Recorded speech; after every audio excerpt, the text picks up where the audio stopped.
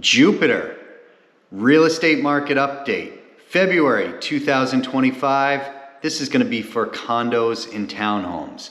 Median price of a condo and townhome in Jupiter is now $547,500. My name is Casey Prindle. I make these videos in order to help people make more informed, data-driven real estate decisions.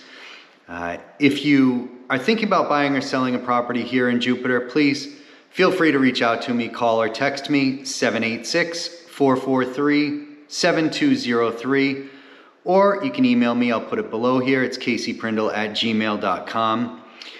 In today's video, we're going to go over a number of metrics that I think are important, some more than others. So we'll look at months of housing inventory, overall volume in the market, median pricing, median price per square foot, list to sales price ratios, and some other things. Stick around to the end of the video. I am going to give you some of my additional thoughts on the market, and I hope you find this beneficial. All right, here we go. Condos and townhomes, Jupiter. 547,500 is the median sold price. Last year it was 635,000, so we're down sharply. Look, if you've watched these videos before, here we go saying it again.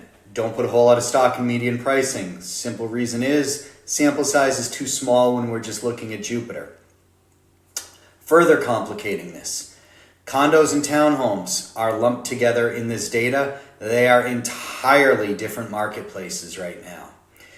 So if you call me and you want to look at condos, we're going to pull a separate data set just for condos. If you're looking at townhomes, we're going to do the same. And then we're going to get a little bit zip code specific. This is just very overall picture. The only thing that I want you to take from this, if you looked at it or if you were going to take anything, is look, over the last 5 years, median prices in condos and townhomes, they're up in Jupiter. That's all I'd take from this. That's it. Really nothing else. I don't think it's meaningful. But let's get into a statistic that is meaningful. Okay. 46 sales last month of condos and townhomes. I think if we drew a line across what would be the middle, I think it's fair to say that probably 75 sales is probably the midpoint. So I think we're pretty well off the pace here. Some condo buildings and townhome buildings, rightfully so, are getting punished in the market right now, and you really can't even get people to look at them. If the budgets are a mess, I think this is kind of par for the course right now. You have to be super careful with what you're buying right now. We're going to go more into this at the end of the video when I give some final thoughts. But I think just to know right now, look, if you look at this and if you want to take away something, and if you use that 75 sales number, I think you want to say the market is weak right now for condos and townhomes. I don't think that's a big shock. To anybody watching this, that shouldn't surprise you. Also shouldn't scare you. There's a lot of good product out there right now that I think is selling at a bit of a depressed price versus what it should be selling at. So let us move on.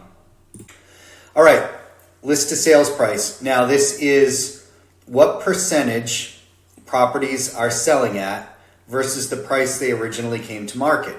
Not if the price was reduced several times, it doesn't track that. It goes by original price. So I think this tells you one of two things. So look, rounded off, we're about 5% off original list price. I do think it looks like we are just gradually heading more and more down, which tells you one of two things. Either sellers are coming to market too high and they're having to negotiate or reduce price in order to get a deal done, or buyers are measuring downside risk and they're just not offering as much of a listing price as they once were. Again, this is going to favor buyers, right? The lower this number gets, the better this is for buyers. So I think that's your main takeaway here, is that it's almost better to be a buyer right now of a condo or a townhome than it is of a seller. That would be my neon sign thing if I was to make one about condos and townhomes in Jupiter. All right, first thing, little reminder. If you are thinking about buying or selling condo or townhome in Jupiter, reach out to me, 786-443-7203. Call if you're scared of me for some reason. You can text me or email me. I will respond anyway. And again, my email address is below in the description here. As always, do it sooner rather than later. The more runway that I have, the easier it is for me to work with somebody and position them. Median days on market. Now, this is how many days it takes from a property to go from active to pending, not from active to closed sale. So if you're on a 30 or 45 day contract, you're going to want to add on, let's say a 30-day contract. You're looking at 96 days from the time you put it on market till the time you get money in your bank account. Or if you're a buyer, from the time you look at a property till the time you likely are going to move into a home, let's call it. About 3 months either way. So anyways, who are higher days on market good for and bad for? Higher days on market, worse for sellers, better for buyers. Why is it better for buyers? Buyers don't feel pressure. If things are only on market for a handful of days, buyers have to make a quick decision. If they're on market for a couple of months, something they saw last month is still going to be online this coming month. They're not in a huge pressure making decision point. So just kind of know where you're at in this chart. Again, I think this is better for buyers than sellers. The higher the days climb, the rougher it's going to get for sellers. All right, median price per square foot. We're not going to spend a whole lot of time on this. Just like with median sold price, I don't put a whole lot of stock in median price per square foot. Again, overall trend, median price per square foot is up. I've said before, said a bunch of times, the nicer stuff is selling, stuff in better and repaired condition, so it makes sense that we're going to stay on the high side of the chart here. But look, the reality is we've just been bouncing around between $300 and $400 a square foot, save a little peak. We've been between $300 and $400 a square foot for the last 3 years. There's not much out there that's going to change this, in my opinion. So, take it with a huge grain of salt. Don't put a whole lot of stock in it. Whatever little analogy you want to throw in there, go with it. But that's how I feel about this. Same thing. This is good for an overall look when we look at total dollar volume. Sample size too small. That's why this chart looks kind of schizophrenic. Only thing to kind of take away here, I think, is we're on the lower side, of this chart. I think if you kind of split it, it'd be around 40 million. We're below the halfway mark. Again, sample size too small. There's too much that can move this number around, I think. But it's more important than the median numbers. I think median sold or median per square foot numbers. This just shows you overall market breadth.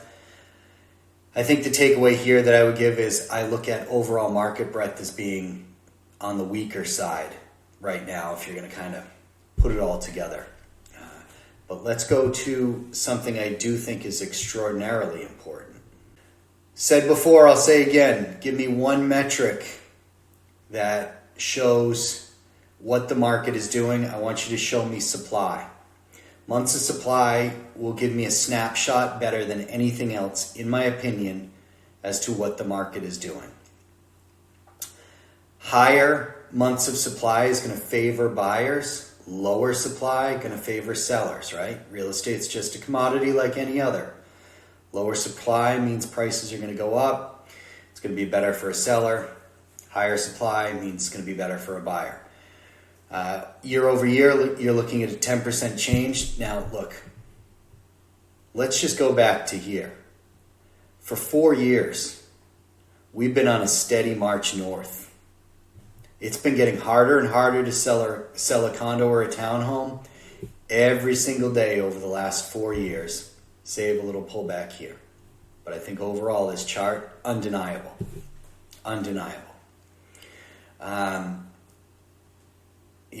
Again, if you're a buyer, you want to see this.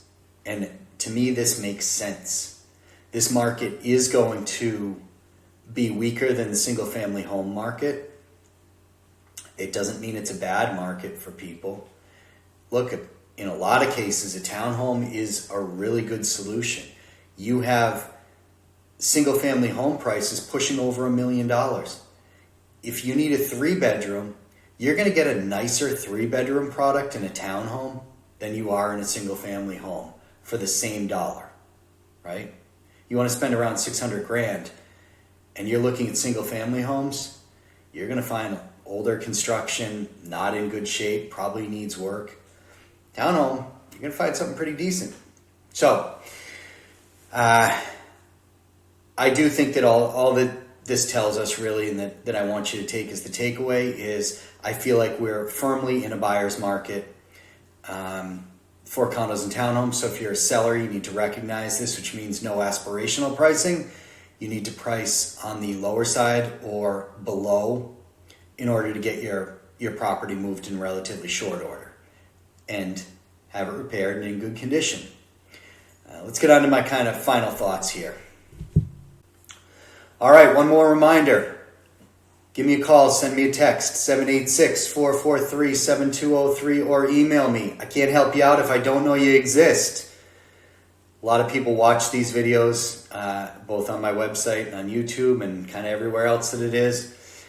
Handful of people call me every month. Please be one of those. I like to know that my videos are reaching people and ultimately helping people out.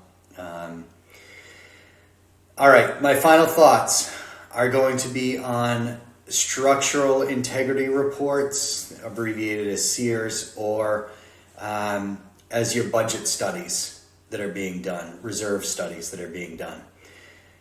Now, if I'm representing a buyer, these are one of the first things that we want up front. And quite frankly, my due diligence period that I'm asking for is now longer on condos and townhomes than it ever was before, because now you just don't need to do physical inspection. Now you need to rip apart these studies that are being done to make sure you're not buying something with a large assessment coming, or that you're buying into an association that doesn't have any reserves, but a reserve study shows you're going to have to build them up. And on the reserve study, it'll even tell you how much money every month the dues need to go up by in order to start meeting this. So as a buyer, I'm already getting this for people, and it's strange because I have a lot of agents that are telling me I'm asking for too much information, which I think is insane. That aside, people need to understand these. Serious as a heart attack, man. But here's what's shocking to me is when I talk to sellers and I ask them about it, a lot of sellers don't know. Look, be a responsible owner. If your association hasn't gotten these documents to you, you need to figure out why. If they have gotten them to you, it's your responsibility to read these things, especially these reserve studies, because it's going to tell you what you have coming down the line. And if you're not comfortable with that, because you know the fees are going to go up by several $100s and you just can't afford that, especially if this is like a second home or something like that, and you're just seeing costs skyrocket, this needs to factor into your decision as to if you need to sell and how quickly you need to sell. So please, be a responsible owner, be a responsible buyer. Make sure you get this stuff and make sure you understand it and take time with it. Look, that's what I got for you.